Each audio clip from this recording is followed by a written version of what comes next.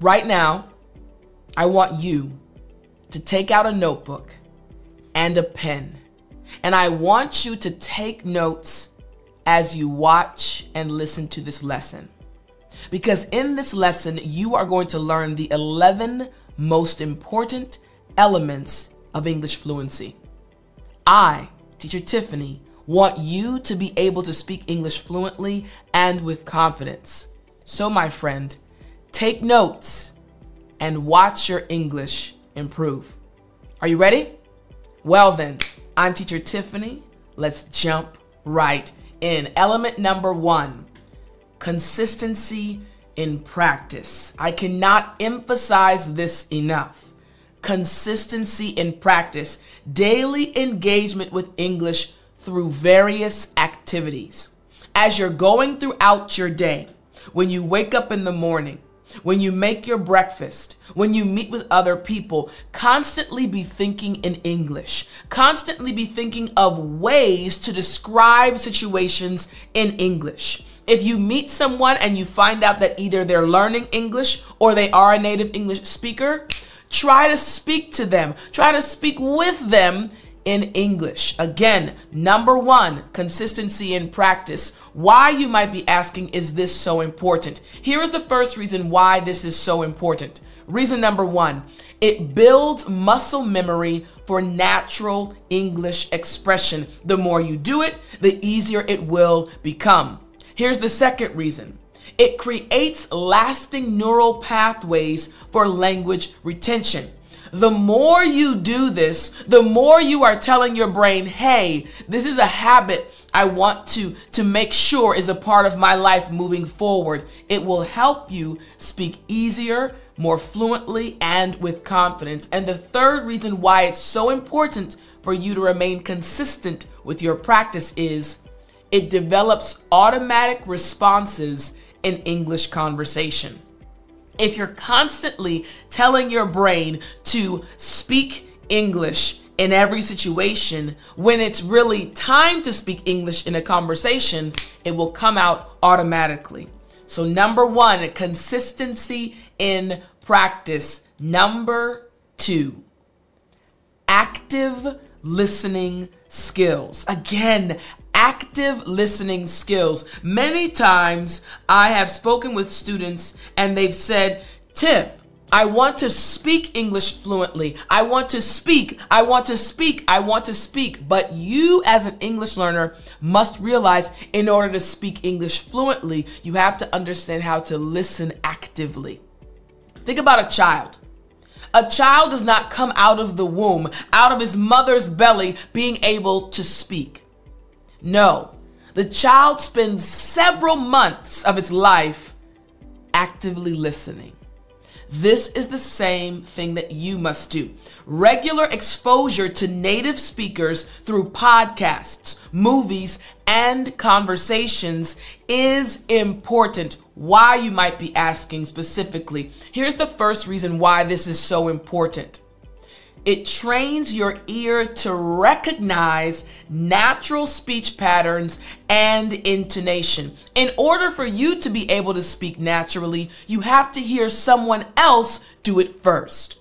The second reason, it improves your comprehension of different accents and speaking speeds. You are used to my accent. You are used to my speech pattern. But the more you listen to others, the more your ear will be trained to understand other people's accents as well.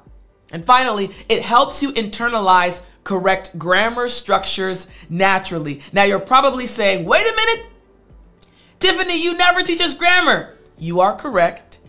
However, my students' grammar always improves. Why? Because I'm teaching my students in my academy to follow certain patterns, to listen carefully to how native speakers speak.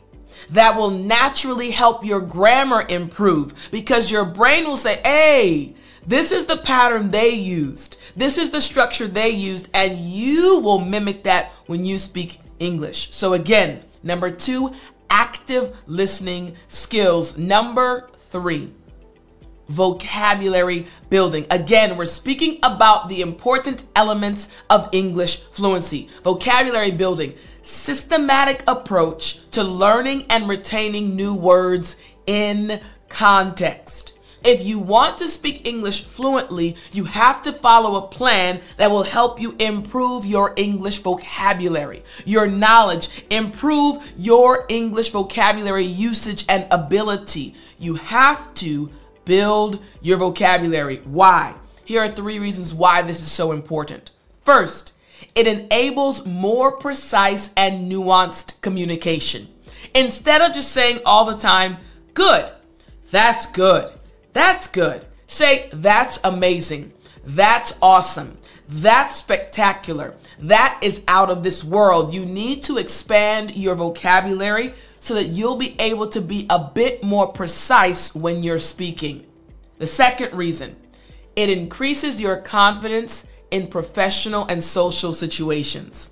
When you are able to use vocabulary words that match a situation, all of a sudden, your shoulders will go back. Again, we're talking about speaking English fluently and the elements of English fluency. Here's the third reason why it's so important for you to build your vocabulary in order to speak English fluently. It allows for better understanding of native content without translation. You don't want to have to go to your phone or your computer each time you're trying to understand someone. The more you build your vocabulary, the more you will understand without having to go to a dictionary. Element number 4, speaking practice. Now we're actually getting to the speaking part. Regular conversation practice with language partners or tutors. This has been a game changer. Notice it says language partners or tutors. As an English learner, sometimes you might think that you have to practice with a teacher. A teacher is what you need and no one else. In reality, you can improve by also practicing with a language partner, another individual who's also learning. Why? Because the stress immediately goes away. You don't feel like they're judging you at all. They're just learning just like you, and that will help you feel more confident. 3 reasons why this is an important element. Reason number 1, it develops quick thinking and response abilities in English. Practice. The more you practice, the quicker you'll become. Reason number 2, it will help you improve your pronunciation through real-time feedback. Even if you're practicing with a language partner, that individual will let you know, hey, what word did you just say again? Ah, that's what you're saying. You'll realize, my pronunciation wasn't correct. Or a teacher will also let you know. Finally, it builds practical conversation skills for real life situations. You practice, and then when you get to the real life situation, you'll have more confidence. Element number 5. Pronunciation training, a natural transition into the 5th element, pronunciation training. Don't worry, we're going to get back to the lesson, but I had a question for you. Are you tired of feeling stuck at the same English level? You've studied English for months or years, but when it's time to speak, the words just don't seem to come out. Don't worry, I got you. I have a daily English lessons course, and it's the key to unlocking your advanced English level. With my 365-day study plan, you'll follow a step-by-step system that helps you speak English fluently, naturally, and with confidence in just 15 minutes a day. You don't need a multitude of expensive courses or endless grammar drills. Just follow the plan, achieve small wins, and watch your English be transformed. My students are already seeing real progress. Now it's your turn. Click the link right below this video and start your journey to advanced English today. Focus on accent reduction and proper sound production. Now, here's the thing. It doesn't mean that you're going to remove your accent completely. It says reduction, right? And proper sound. For example, if you go to one of the southern states and you speak to an American there, they will sound completely different from me, your English teacher.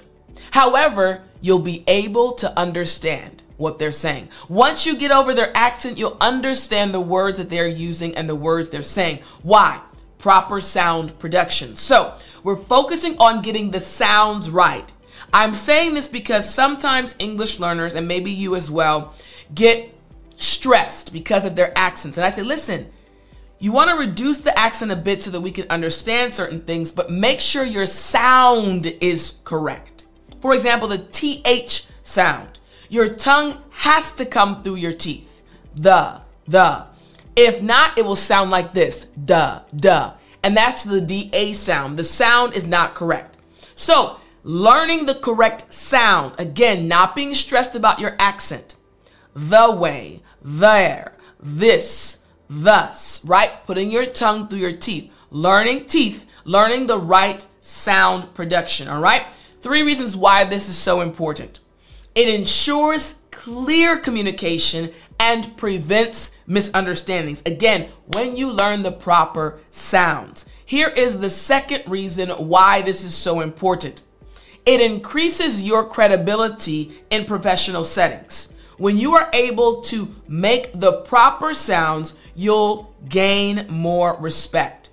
And it also builds confidence in speaking with native speakers. If you feel that you're available or able to produce a sound properly, you'll suddenly have more confidence to speak with native speakers. Element number 6, writing skills. We're speaking about English fluency, but we have to tackle each and every element. The 6th element is writing.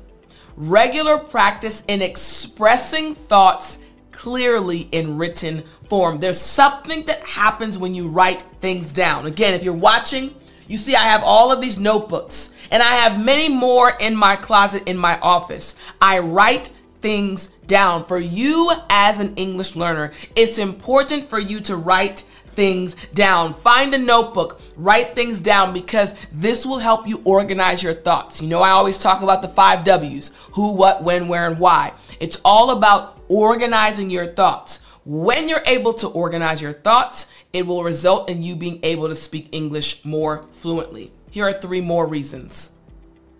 Reinforces grammar rules and sentence structure.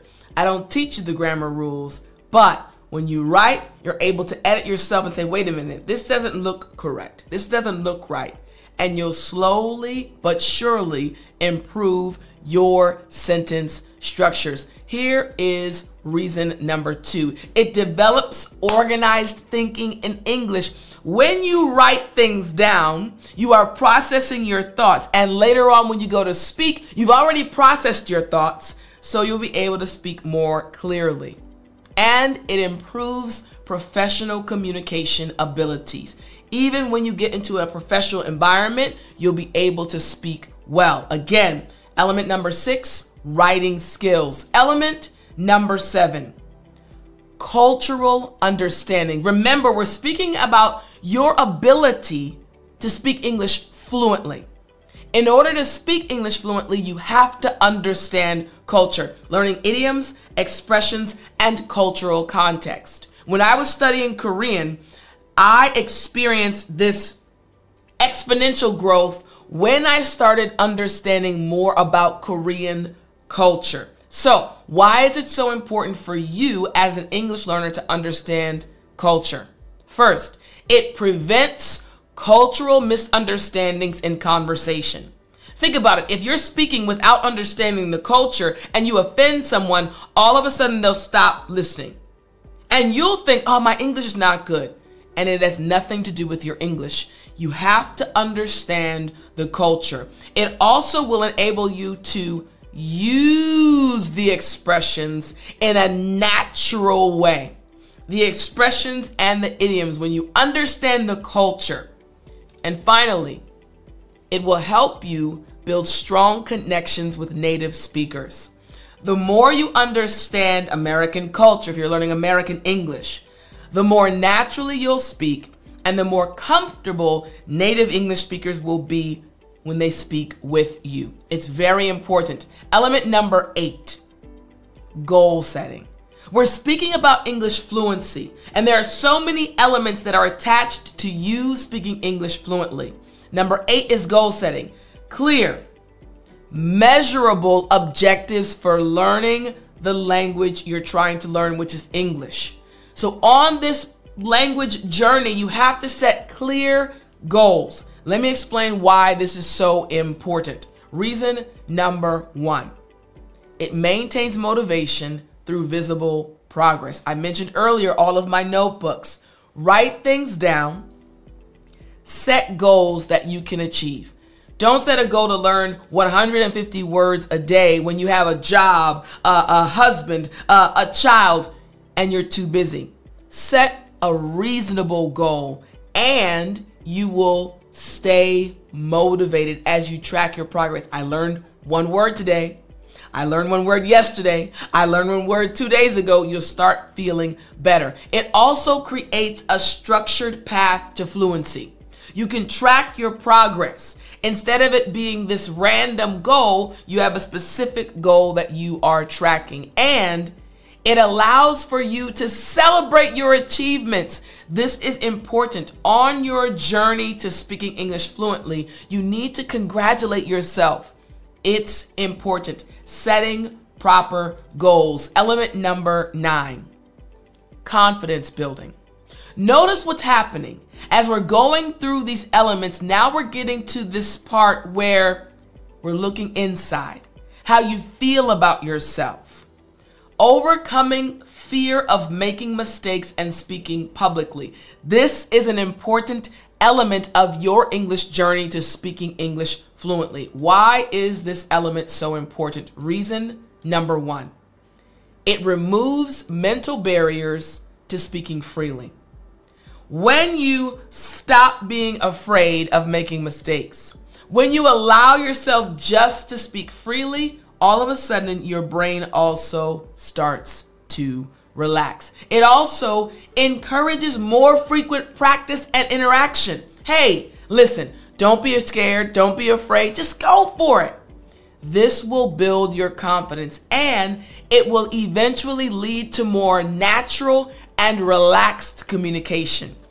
No one wants to talk to someone who feels so tense. Relax. It's okay.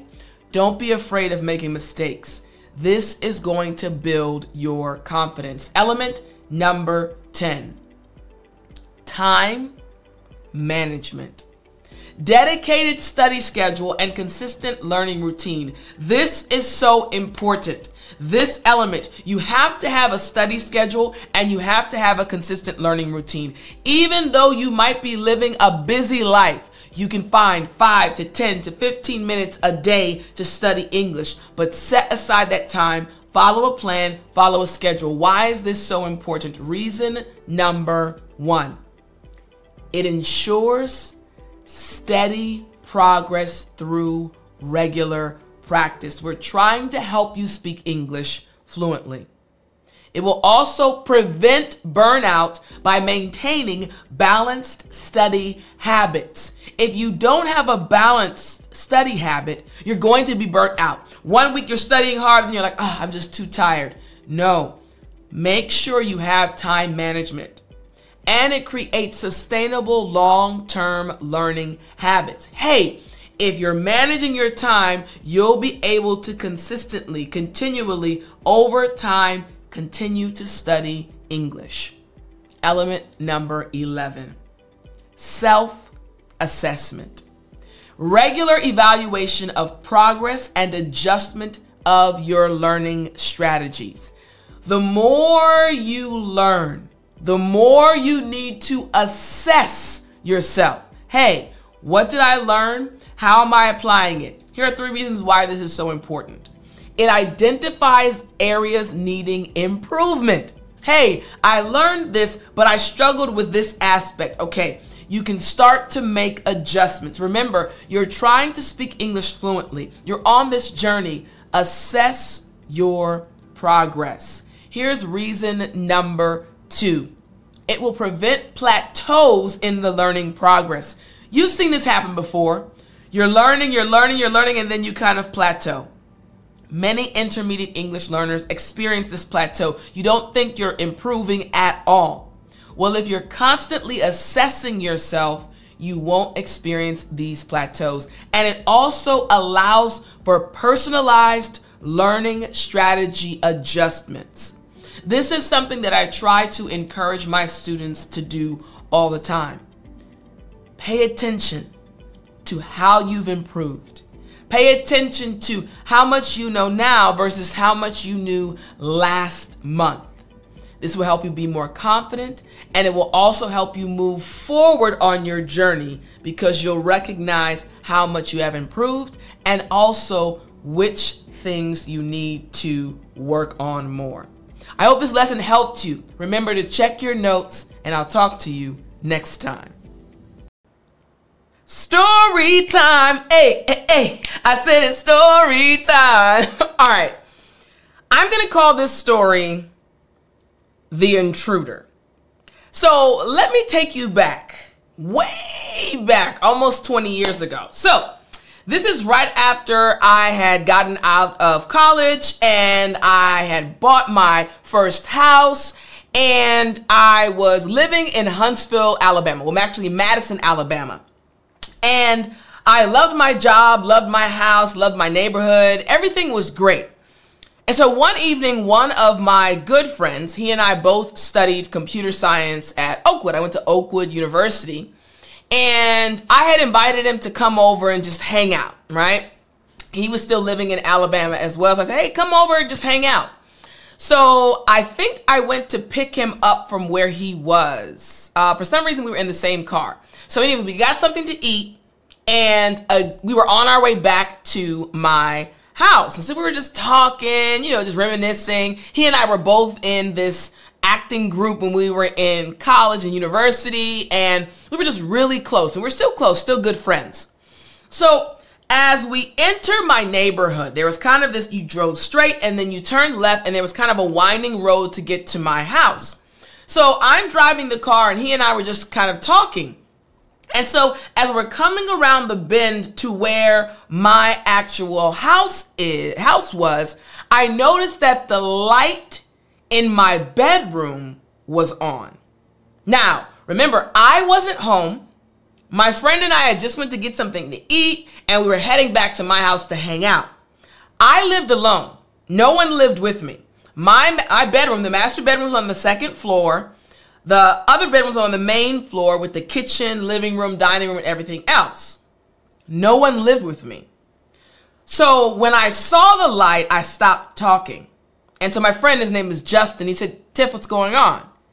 I said, the light is on in my bedroom. He said, what are you talking about?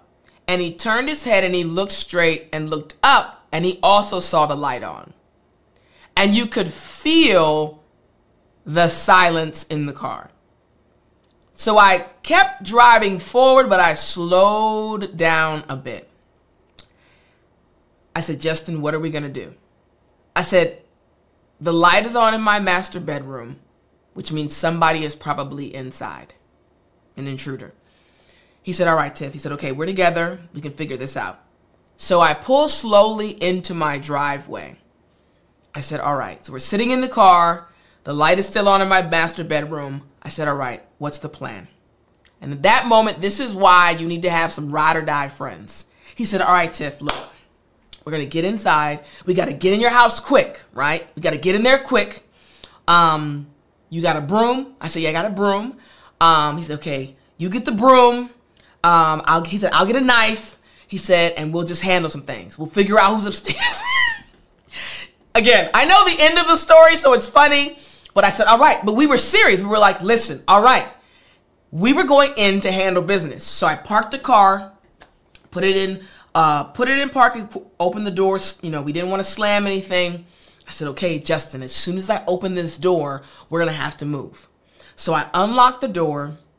He walks around, gets the knife from the kitchen. I get the broom, and he says, Tiff, I'll go ahead. I said, okay.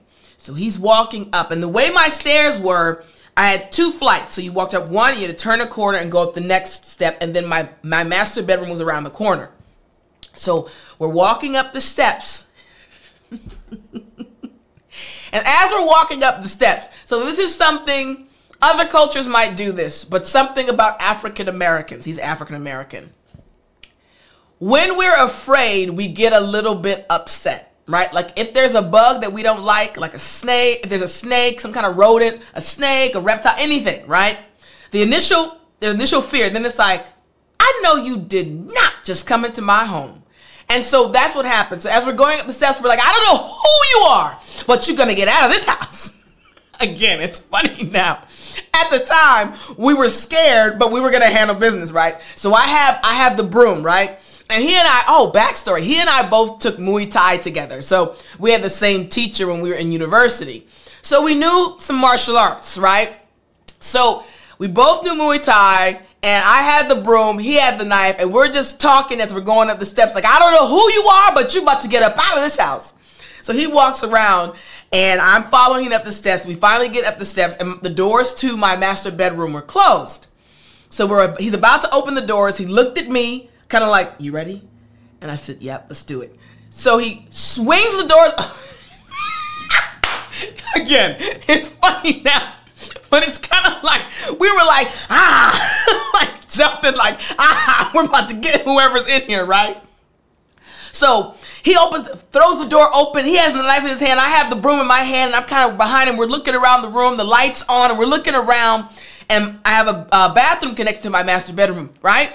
So he's like, Tiff, I'm gonna look in the bathroom. So I'm still looking in the master bedroom. He goes in the bathroom. He's like, nothing, no one's in there. The closet inside the bathroom is empty. And we're just kind of like, again, adrenaline is pumping. We're like, okay, maybe he went downstairs. We gotta regroup and go back down. And we're just about to go back downstairs.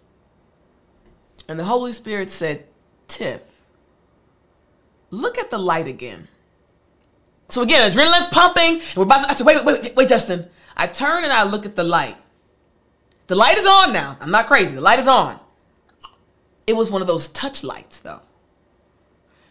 I had gotten it from IKEA, I think. And the Holy Spirit said, remember a few days ago when you were sitting in your room and the light just came on by itself? I said, oh. Now, Justin didn't know what was happening in my mind. He's just watching my facial expressions change. His heart is pumping. He's like, what are we doing? What are we doing? And I'm like, huh. I'm starting to loosen my grip just a bit on the broom. Holy Spirit said, remember when the light came on by itself? The touch light? Because kind of the battery is malfunctioning a little bit. I said, oh. He said, don't you think that's probably what happened?